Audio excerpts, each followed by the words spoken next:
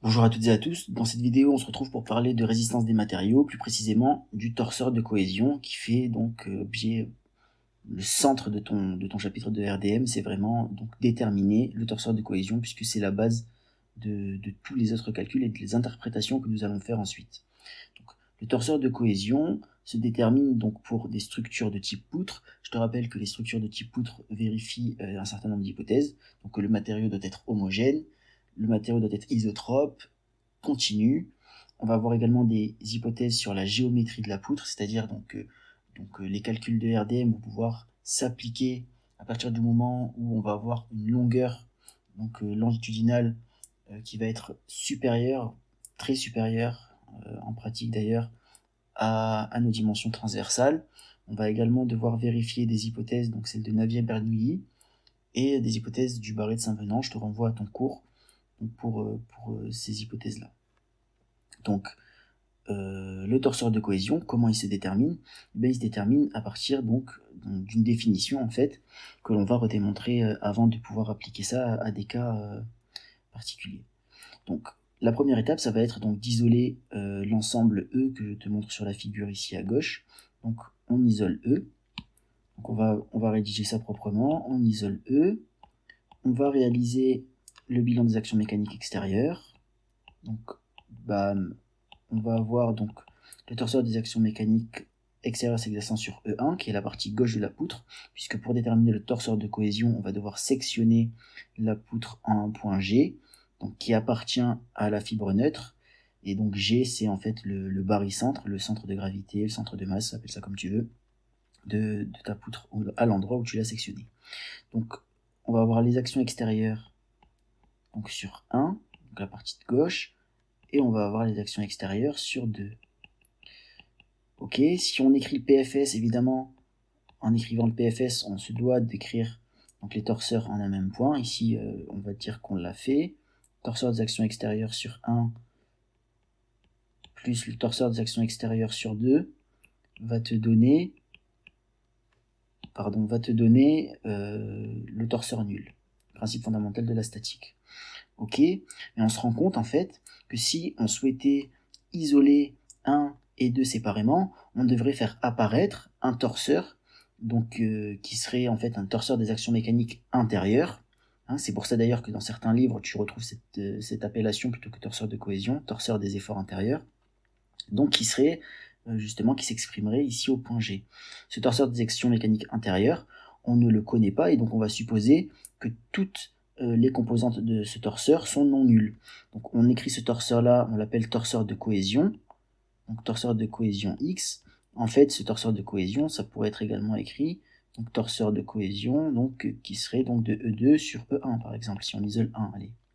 Donc si on isole 1, on aurait ce torseur de cohésion de E2 sur E1 qui serait égal, donc si on isole 1, ce torseur de cohésion il serait égal à, donc on aurait le PFS, donc on aurait, allez on va écrire ça proprement, on aurait un BAM qui nous donnerait donc le torseur de cohésion E2 sur E1, et on aurait le torseur des actions extérieures sur 1.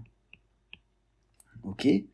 Maintenant, si on applique le PFS, on se retrouverait avec le torseur de cohésion finalement, torseur de cohésion X que je vais noter, qui serait égal à moins le torseur des actions extérieures sur 1. Ok. Et donc ça, c'est une première définition donc, de ce qu'est le torseur de cohésion finalement. Ce torseur de cohésion-là, on sait qu'on pourrait l'obtenir en isolant la partie gauche de la poutre et en ne regardant que les actions extérieures en prenant le signe opposé de celui qu'on aurait initialement. Et donc, par réciprocité, en fait, on peut également donner une autre définition. C'est ou et un et, en fait, même, c'est plutôt un ou, puisqu'on ne va pas faire l'un et l'autre. Donc, ou, torseur de cohésion, en X, serait égal à, du coup, plus le torseur des efforts extérieurs, des actions mécaniques extérieures plutôt, sur 2. Et donc là, on voit que par contre, si on isole la partie droite de la poutre, on aurait donc juste à garder le signe comme il l'est conventionnellement en fait. Donc voilà la définition du torseur de cohésion. Donc maintenant on va appliquer ce qu'on vient de voir à notre exercice. Ici on s'intéresse dans un premier cas à une poutre encastrée avec une charge simple, donc c'est le cas le plus basique et on retrouve très très souvent dans des modélisations. Donc beaucoup d'exercices on va retrouver cette modélisation là qui est très simple. Donc on va chercher à déterminer le torseur de cohésion de cette poutre. Ok, donc torseur de cohésion, je rappelle, donc j'ai deux manières de le calculer. Donc soit en isolant la partie de gauche, soit en isolant la partie de droite. Ici, je vois que si j'isole la partie de gauche, j'ai quoi comme action mécanique extérieure? Donc déjà, je vais couper fictivement ma poutre en deux. Donc je vais ici faire apparaître un point G de X qui appartient à la fibre neutre. Donc si j'isole la partie de gauche, je vois que l'action mécanique extérieure qui s'exerce sur la partie de gauche, ce serait une action d'un encastrement qui me fait apparaître 6 inconnus d'un torseur. Pour calculer ces inconnus-là, où il y en aurait finalement pas énormément, hein, puisque en fait, il y aurait juste un moment suivant l'axe Z et un effort suivant l'axe Y, si on faisait un PFS, mais bon, bref, ces inconnus-là, on doit les déterminer. Donc on ne les connaît pas, et donc c'est pas très pertinent d'isoler ici la partie de gauche. Par contre, si j'isole la partie de droite, je vois que j'ai directement un effort extérieur connu, qui est F, et donc que je vais pouvoir assez facilement calculer mon torseur de cohésion en utilisant la partie droite. Je rappelle que le point où je calcule ce torseur de cohésion là, et c'est pas vraiment une petite information que je donne là, hein, c'est au point G de X. Donc ça c'est fondamental pour le coup. C'est fondamental. Donc cette égalité là, elle est vraie au point G de X, en G de X. Donc voilà, G de X. Ça c'est vraiment un élément essentiel. Hein. Donc, le torseur de cohésion, on le calcule toujours donc, au point où on a fait notre coupure fictive. Ok, donc maintenant on va faire l'exercice 1. Donc le torseur de cohésion, donc, que je note torseur cohésion X, ça va être égal à plus le torseur des actions extérieures donc sur 2 au point G de X. Ok, donc et si ça, je l'appelle 2. Quoi. Ok, et bien ce torseur-là, au point A, il est juste égal à un torseur glisseur qui fait apparaître un effort moins F dans la direction Y. Et par contre, si je le ramène en G de X, tu vois qu'on a du coup, donc si on appelle cette cote-là X, donc on a placé arbitrairement notre point G donc à une distance X donc de la poutre, on a un bras de levier qui vaut ici L-X. Ok. Et si on veut calculer le moment donc de l'effort en A, de l'action mécanique en A au point G, donc il y a plusieurs méthodes, soit on peut donc appliquer la relation de Varignon, soit ici comme on a un problème qui est très très simple et qui est plan, on peut calculer avec un bras de levier et en repérant que si on veut rapporter l'effort qui est en A au point G, on tourne dans le sens négatif, on tourne de Y vers X et donc on a un moment négatif. Donc on va se retrouver avec un torseur de cohésion finalement qui sera égal à donc, aucun effort dans la direction X, un effort moins F dans la direction Y, aucun effort dans la direction Z, aucun moment dans la direction X, aucun moment dans la direction Y, et un moment donc, qui vaut la force fois le bras de levier avec un signe moins, donc moins F fois L moins X dans la direction Z. Je précise le point où j'ai calculé ça et dans quelle base j'ai travaillé, donc X, Y, Z. Ok. Et voilà. Un point aussi essentiel, donc c'est que toutes les composantes de notre torseur de cohésion ont leur petit nom. Donc la composante en X s'appelle l'effort normal, puisque c'est l'effort qui est normal à la poutre. Donc N, c'est égal donc à 0. La composante en Y, c'est un effort tranchant, puisqu'elle tend à cisailler, à trancher la poutre donc dans la direction Y. On a la composante en Z qui s'appelle l'effort tranchant dans la direction Z, pardon, il ne vaut pas 0, en Y il vaut moins F, qui va valoir 0. Donc ça c'est pour les résultantes, et pour les moments, on va se retrouver avec un moment fléchissant, un moment de torsion dans la direction X, qui est égal à 0, un moment fléchissant dans la direction Y, qui est égal à 0, et un moment fléchissant dans la direction Z, qui est égal à moins F fois L moins X. Donc voilà pour la détermination donc, du torseur de cohésion pour ce cas-là. On ira beaucoup plus vite pour les prochains cas. Ensuite, on va tracer le diagramme des sollicitations. Donc le diagramme des sollicitations, c'est simple, c'est un diagramme sur lequel on va faire apparaître nos différentes résultantes. Donc sur un diagramme des efforts normaux, on aurait fait apparaître donc, la courbe de l'effort normal, l'évolution de l'effort normal en fonction donc, de la position en X dans la poutre. Donc ici, on a juste à faire deux diagrammes, un diagramme pour l'effort tranchant en Y et un diagramme pour le moment fléchissant en Z. Donc on va y aller. Donc, pour ça, donc, on va tracer, hop, donc, on va prendre plutôt la couleur qu'on a l'habitude de travailler depuis tout à l'heure. On va tracer l'axe donc de l'effort tranchant en Y et l'axe qui représente l'axe de la poutre. Donc j'ai tracé l'axe qui représente l'effort tranchant en Y et j'ai tracé l'axe qui représente la position dans la poutre. Donc, je fais mon repère, donc TY et ici c'est X. Et en rouge, ou dans une autre couleur, en rouge allez c'est bien, je vais, donc là ça n'a pas été très malin, mais bon c'est pas grave, parce que j'ai pris plus de place pour le côté positif de l'effort tranchant, alors qu'en fait mon effort tranchant est négatif. Donc il est négatif, et il vaut moins F tout au long de la poutre. Ok. Voilà, on peut colorier ça comme ça. Et ici, on va retrouver le point L. Ok. Maintenant, ce qu'on peut faire, c'est faire la même chose pour le moment fléchissant. Donc, le moment fléchissant, on va faire pareil. On va repérer nos axes. Moment fléchissant en Z, X. Ici, au même endroit, on va mettre L.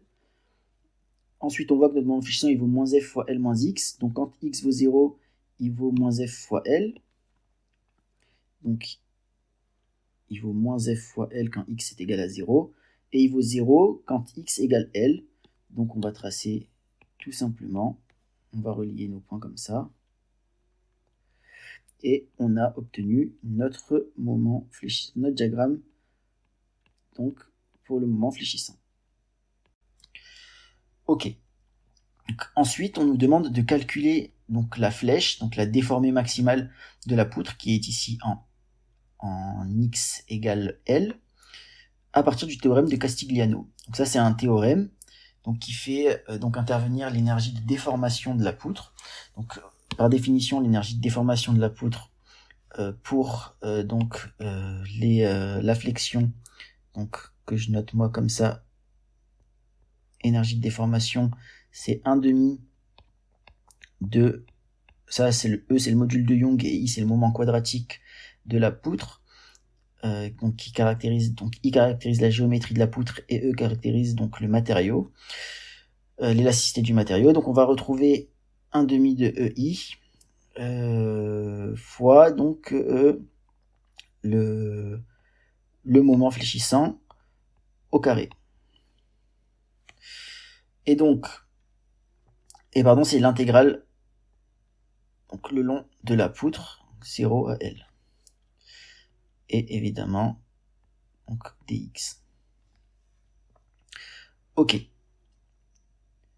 Donc ça, c'est l'énergie de déformation de la poutre. Et pour calculer la flèche, en fait, donc pour calculer la flèche, en fait, il faut être plus précis que ça. Ça va être la flèche en valeur absolue.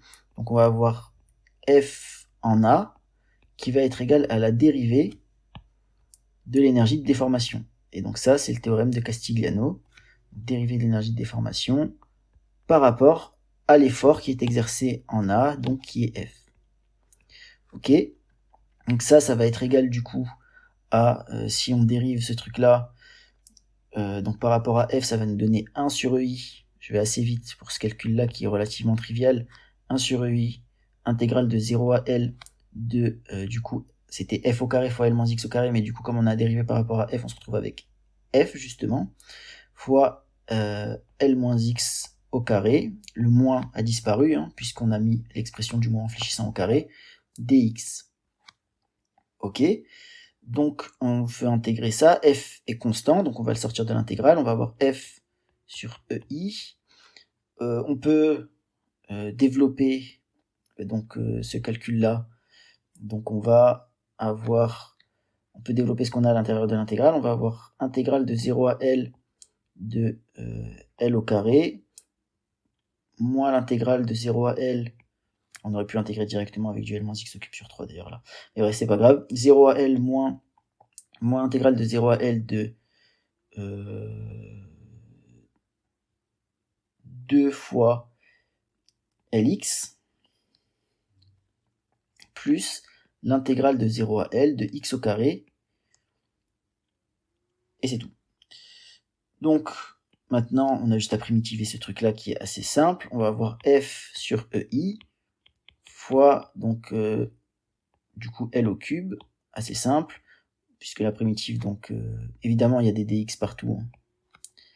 Il y a des dx partout, hein, si on est parfaitement rigoureux.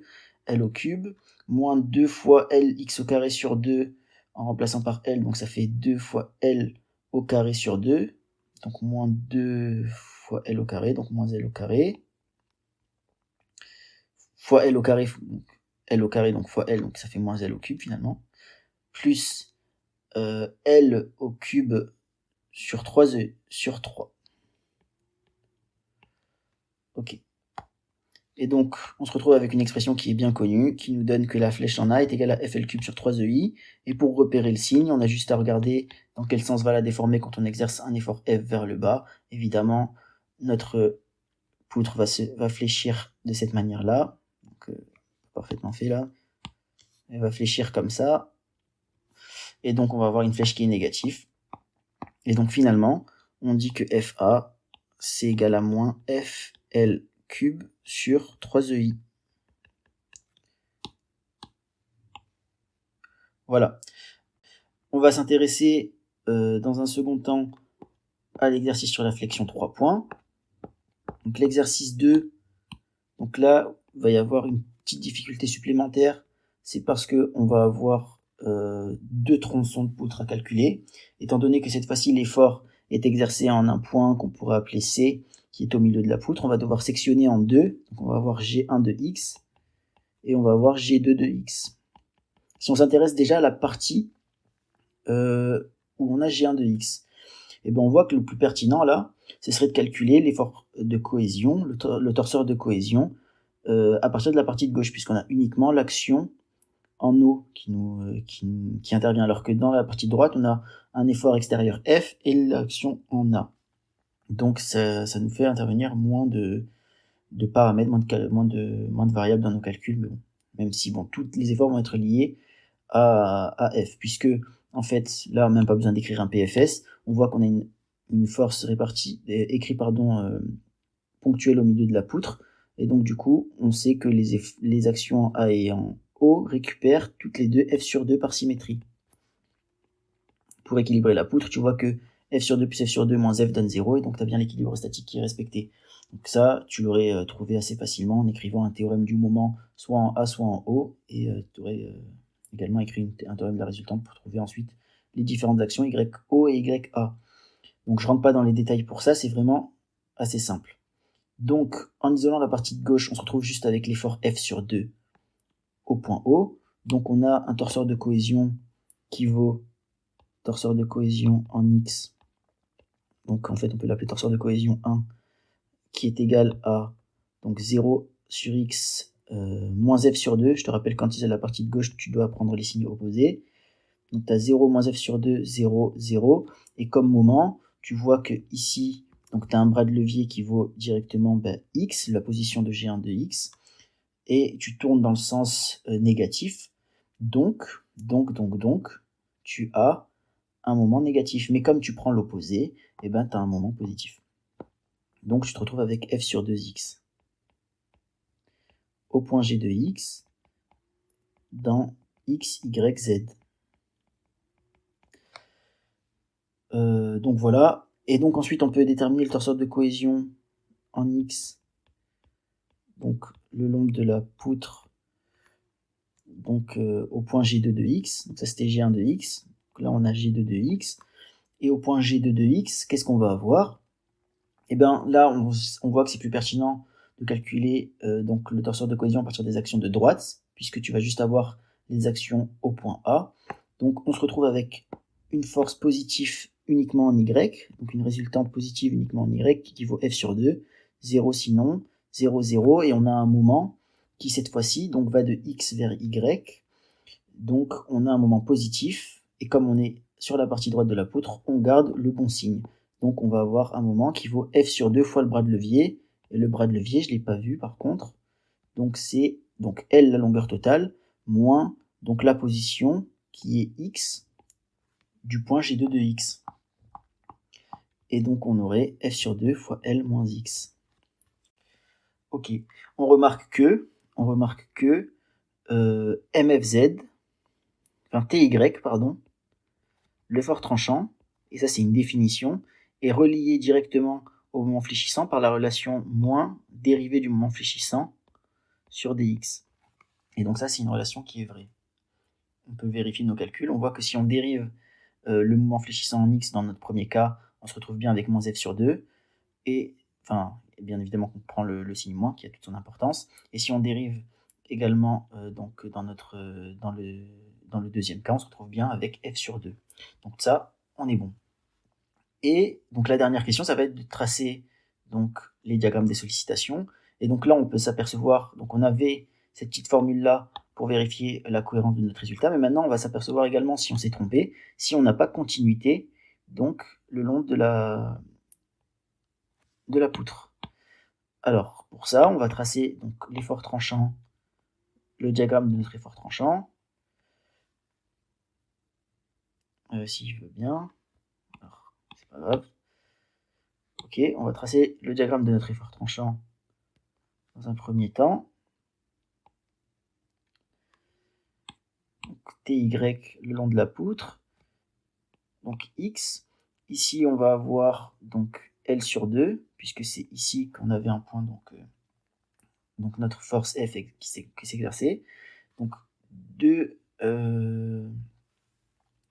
direct, donc entre 0 et L sur 2, ben on a vu qu'on avait un effort tranchant qui valait moins F sur 2.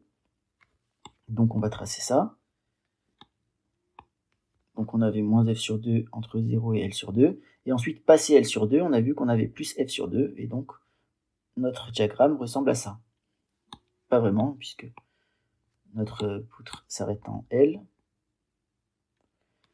Donc voilà.